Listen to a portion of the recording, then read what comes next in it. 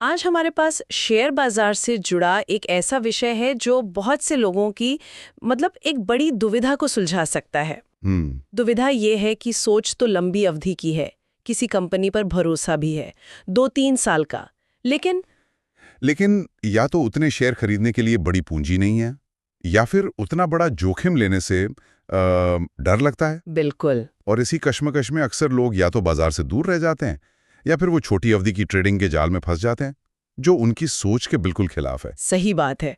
वो सोचते Warren Buffett की तरह हैं, पर रोज की कीमतों का उतार चढ़ाव उन्हें एक बेचैन ट्रेडर बना देता है। बिल्कुल। तो आज हम इसी समस्या का एक बहुत ही दिलचस्प हल खंगालने वाले हैं।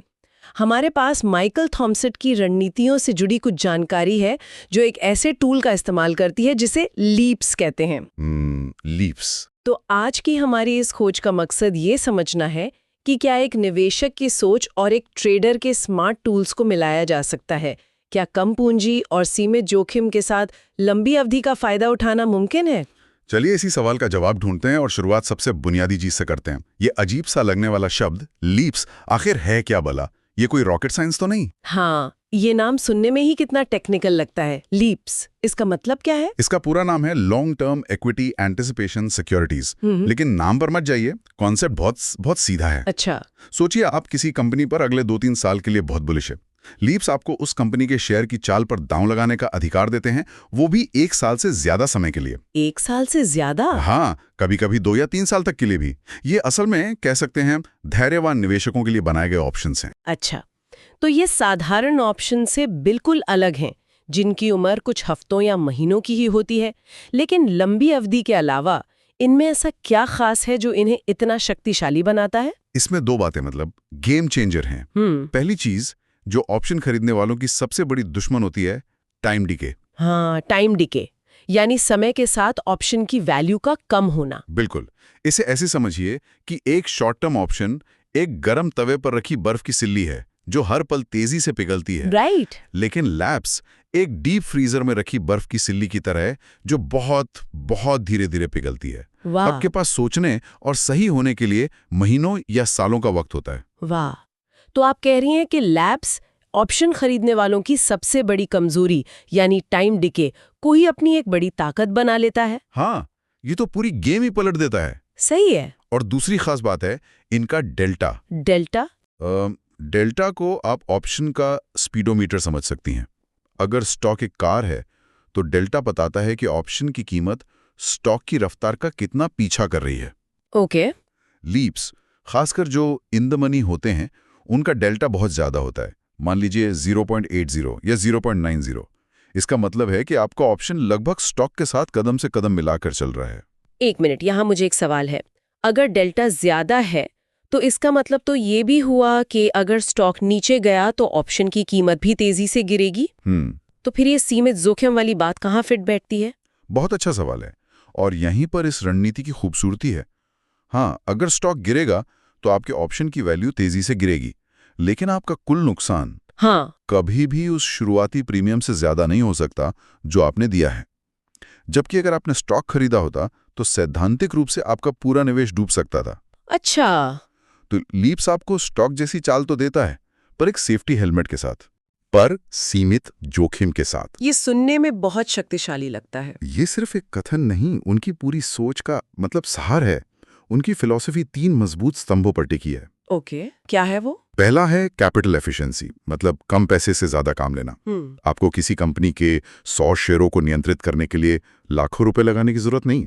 आप कुछ हजारों रुपए में वही काम कर सकते हैं। और बाकी के पैसे को आप कहीं और इस्तेमाल कर सकते हैं या बस सुरक्षित रख सकते हैं? बिल्कुल। दूसरा स्तंभ तो जोखिम से ही जुड़ा होगा। हाँ, दूसरा स्तंभ है कंट्रोल रिस्क। जैसा हमने अभी बात की, आपका अधिकतम नुकसान पहले से तय है। बाजार में कोई सुनामी भी आ जाए, आपको पता है कि आपने जितना प्रीमियम दिया है उससे 1 पैसा ज्यादा नहीं डूबेगा। ये एक मानसिक शांति देता है जो सीधे स्टॉक खरीद में नहीं मिलती। एग्जैक्टली। और तीसरा स्तंभ शायद सबसे जरूरी है, जो इसे सिर्फ ट्रेडिंग नहीं बल्कि निवेश जैसा बनाता है। वो क्या है? तीसरा स्तंभ है लॉन्ग टर्म प्लानिंग।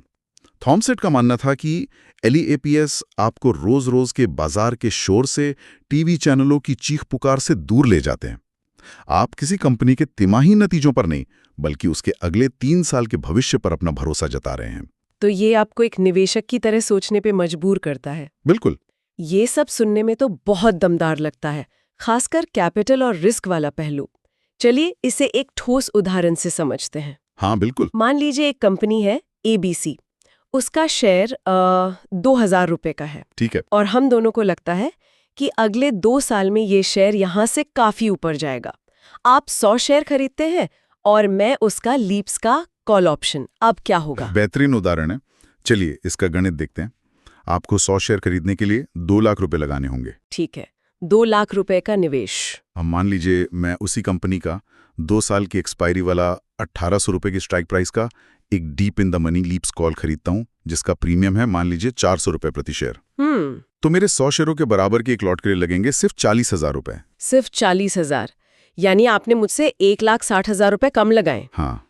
अब मान लेते हैं कि 2 साल में हम दोनों सही साबित हुए और शेयर 2,000 रुपए से बढ़कर 3,000 रुपए हो गया। तो आपके 2 लाख रुपए के निवेश पर आपको 1 लाख रुपए का फायदा हुआ। हाँ, यानी 50% का रिटर्न।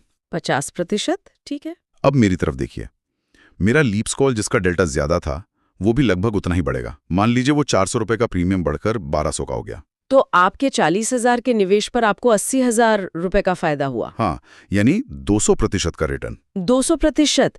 4 गुना ज्यादा रिटर्न सिर्फ इसलिए क्योंकि शुरुआती पूंजी कम थी। बिल्कुल। लेकिन इसका दूसरा पहलू भी तो देखना होगा। अगर हम गलत हुए और शेयर 2000 से गिरकर 1500 रुपए पर आ गया तो? यहाँ जोखिम का अंतर साफ दिखेगा। आपके 100 शेयरों पर आपको 50,000 रुपए का नुकसान होगा। आपका निवेश 2 लाख रुपए से घटकर 1.5 लाख रुपए रह जाएगा। और मेरा अधिकतम नुकसान कितना था? सिर्फ 40,000 रुपए, जो आपने प्रीमियम दिया था। एग्जैक्टली। चाहे शेयर 1,000 पर चला जाए या 0 हो जाए, मेरा नुकसान 40,000 रुपए पर ही रुक जाएगा। आपने मुझसे ज्यादा पूंजी लगाई और आपका संभावित नुकसान भी मुझसे ज्यादा है। तो ये एक ट्रेड ऑफ है। LEAPS में एक्सपायरी का एक दबाव होता है और डिविडेंड या वोटिंग राइट्स नहीं मिलते। सही। लेकिन ये आपको लेवरेज और बहुत ही सख्त रिस्क मैनेजमेंट देता है। बिल्कुल। अब सवाल ये है कि एक आम निवेशक इसे असल में इस्तेमाल कैसे करे? क्या सिर्फ कोई भी LEAPS खरीद लेना काफी है या इसके भी कुछ खास तरीके हैं? नहीं, सिर्फ कोई भी लीप्स खरीदना एक गलती होगी। स्रोतों में ना 3 बहुत ही साफ रणनीतियों का जिक्र है जो अलग अलग लक्ष्यों के लिए बनी है। ओके। पहली और सबसे सीधी रणनीति है लीप्स कॉल बाइंग, जिसकी हमने अभी बात की। ये उन लोगों के लिए है जो किसी मजबूत कंपनी में लंबी अवधि की ग्रोथ देख रहे हैं। पर इसमें एक खास बात पर जोर दिया गया है, deep in the money calls खरीदने पर। लोग अक्सर सस्ते के चक्कर में out of the money calls खरीद लेते हैं। इन दोनों में क्या फर्क है? ये बहुत बहुत जरूरी सवाल है। सस्ता OTM ऑप्शन एक लॉटरी के टिकट जैसा है जी। जैकपॉट लग सकता है पर जीतने की संभावना बहुत कम होती है। वहीं डीप ITM कॉल खरीदना लगभग स्टॉक खरीदने जैसा है, जिसका डेल्टा बहुत ज्यादा होता है। आप कंपनी की ग्रोथ में हिस्सा ले रहे हैं, ना कि सिर्फ एक तुक्का लगा रहे हैं। तो ये एक सोची समझी रणनीति है, जुआ नहीं। बिल्कुल। समझ गई। तो ये क्वालिटी पर फोकस करने जैसा है, सिर्फ कीमत पर नहीं।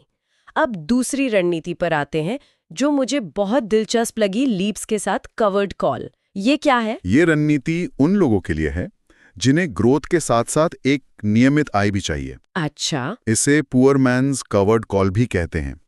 इसमें आप एक लंबी अवधि का लीप्स कॉल खरीदते हैं जो आपके लिए एक वर्चुअल स्टॉक की तरह काम करता है। और फिर इस वर्चुअल स्टॉक के बदले आप हर महीने या हर हफ्ते छोटी अवधि के कॉल ऑप्शन बेचते हैं। रुकिए, ये तो कमाल है।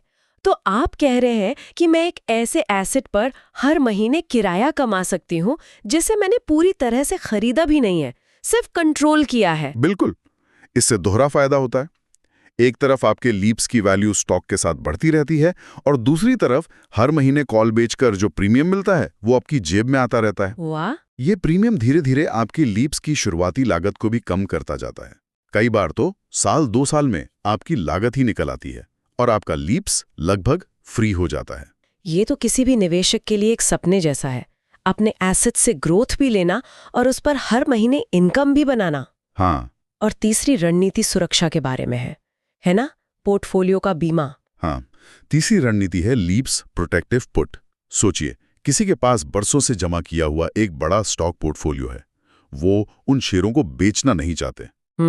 पर उन्हें डर है बाजार गिरने का। बिल्कुल, उन्हें डर है कि अगले 1-2 साल में बाजार में कोई बड़ी मंदी आ सकती है।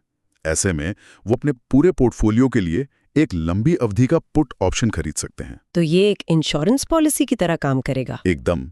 अगर बाजार बुरी तरह गिरता है तो उनके स्टॉक पोर्टफोलियो की वैल्यू तो गिरेगी, लेकिन उनके लीव्स पुट ऑप्शन की वैल्यू कई गुना बढ़ जाएगी, जो उनके नुकसान की काफी हद तक भरपाई कर देगी। इसके लिए उन्हें प्लीनम चपरामे बरकाना जैसे हम इंश्योरेंस के लिए चुकाते हैं। बिल्कुल, ये मन की शांति खरीदने जैसा है। ये सब सुनने और समझने में बहुत तार्किक लगता है, लेकिन हम जानते हैं कि बाजार में कोई भी चीज बिना जोखिम के नहीं आती। लोग कहाँ गलतियां करते हैं। चलिए एक काल्पनिक निवेशक रोहन की कहानी सोचते हैं। रोहन ने लीप्स के बारे में सुना और उसे लगा कि ये जल्दी अमीर बनने का तरीका है।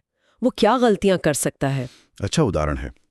रोहन सबसे पहली गलती ये करेगा कि वो किसी ऐसी कंपनी का लीप्स खरीदेगा जिसके बारे में हर जगह चर्चा हो रही है, कोई हॉट स्टॉक, बिना ये देखे कि कंपनी का बिजनेस कैसा है। हाँ, और वो शायद सबसे सस्ता, दूर का, out of the money leaps call खरीदेगा, ये सोचकर के 10 रुपए की चीज 1000 रुपए की हो जाएगी। और फिर क्या होगा? क्योंकि कंपनी के फंडामेंटल्स कमजोर थे, वो हाइप कुछ महीनों में खत्म हो जाएगी।